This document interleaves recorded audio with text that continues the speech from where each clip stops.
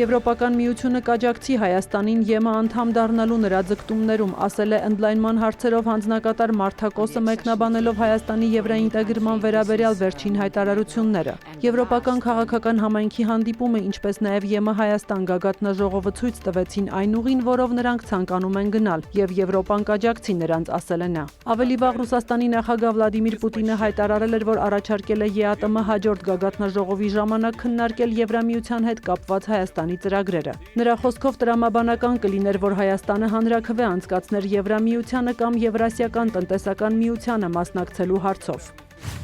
ԱՄՆ նախագահը մերժել է Իրանի պատասխանը հակամարտության ավարտին ուղղված ամերիկյան առաջարկին։ Այն ինձ դուր չի գալիս, բացարձակապես անընդունելի է, նշել է Դոնալդ Թրամփը։ Ըստ իրանական մամուլի Թեհրանի պատասխանը ներառում էր պատերազմի դադարեցում բոլոր ճակատներում, մասնավորապես Լիբանանում, որտեղ Իսրայելը շարունակում է պայքարը Հեզբոլլահ շարժման դեմ։ Թեհրանը նաև պահանջում է իրանական նավահանգիստների շրջափակման դադարեցում, հետագայում Իրանի վրա չհարձակվելու երաշխիքներ, պատժամիջոցների չեղարկում, իրանական նավթի վաճառքի արգելքի փոխհատուցում պատերազմի ընթացքում հասցված հարվածների համար։ Իրանը նաև ընդգծում է իր ինքնիշխանությունը Հորմուզի նեղուցի նկատմամբ։ Տարբեր հրապարակումների համաձայն ԱՄՆ-ն առաջարկել էր դադարեցնել մարտական գործողությունները նախքան ավելի վիճելի հարցերի, այդ թվում Իրանի միջուկային ծրագրի շուրջ բանակցություններ սկսելը։ Նաև նախատեսվում էր Իրանի կողմից ուրանի հարստացման կասեցում, Հորմուզի նեղուցի բացում, առաջարկվում էր ամերիկյան պատժամիջոցների չեղարկում եւ իրանական ակտիվների ապասառեցում։ Թրամփի կողմից իրանական պատասխանի մերժումը հանգեցրել է նավթի գնի աճի շուրջ 3%-ով։ Brent տեսակի նավթի գինը հասել է 1 բարելի դիմաց $104.5,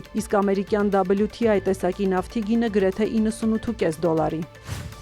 Իսրայելի վարչապետ Բենյամին Նեթանյահուն հայտարարել է, որ Իրանի դեմ պատերազմն ավարտված չէ։ CBS News-ի հետ հարցազրույցում նա նշել է, որ պատերազմի միջոցով հնարավոր է եղել շատ բաների հասնել, բայց կան չլուծված հարցեր։ Դեռ կա հարստացված ուրան, որը պետք է դուրս բերվի Իրանից։ Դեռ կան հարստացման կայաններ, որոնք պետք է ապամոնտաժվեն, կամ պրոքսիներ, որոնց Իրանն աջակցում է։ Նրանք դեռ ցանկանում են բալիստիկ հրթիռներ արտադրել, ասել է Նեթանյահուն։ Նա նշել է, որ հարստացված ուրանը վերցնելու լավագույն միջոցը դիվանագիտությունն է, բայց նաև չի բացառել ուժային տարբերակը։ Նեթանյահուն հավելել է, որ չի համաձայնի դադարեցնել Հեզբոլլահի դեմ ռազմական գործողությունները որպես Իրանի հետ կնքված համաձայնագրի մաս։ Նա միևնույն ժամանակ նշել է, եթե Իրանը զգալիորեն թուլանա կամ տեղի ունենա իշխանափոխություն, ապա դա կլինի լիբանանյան Հեզբոլլահի, պաղեստինյան Համասի եւ Եմենում գործող հութիների վերջը։ Նեթանյահուն նաև հայտարարել է, որ Իսրայելն առաջիկա 10 տարվա ընթացքում աստիճանաբար պետք է լիովին հրաժարվի ԱՄՆ-ի ռազմական աջակցության ֆինանսական բաղադրիչից։ Նրա խոսքով այժմ Իսրայելը Վաշինգտոնից ստանում է տարեկան $3.8 միլիարդ։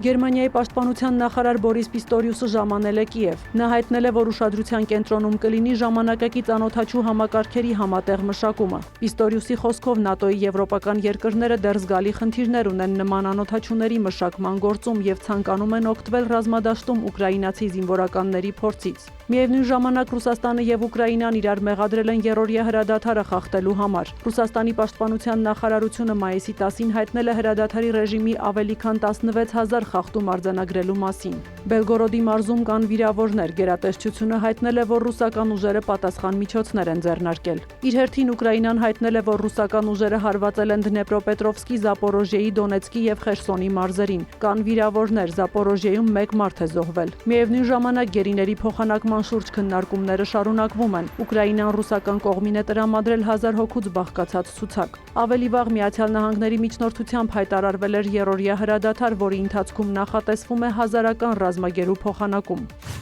Չինաստանի արտգործնախարարությունը պաշտոնապես հաստատել է, որ ԱՄՆ նախագահ Դոնալդ Թրամփը պետական այցով երկրում կլինի մայիսի 13-ից 15-ը։ Սա ԱՄՆ նախագահի առաջին ուղևորությունն է Չինաստան 2017 թվականից ի վեր։ Թրամփի այցը նախատեսված էր ապրիլի սկզբին, սակայն ուղևորությունը հետաձգվել էր Իրանի դեմ հակամարտության պատճառով։ Նախատեսվում է, որ Թրամփն իր չինացի գործընկեր Սի Ցзինփինի հետ կքննարկի Իրանի, Թայվանի, արհեստական բանականության եւ միջուկային զենքի հետ կապված հարցեր։ Սյուզաննա Չրաղյան, լուրեր։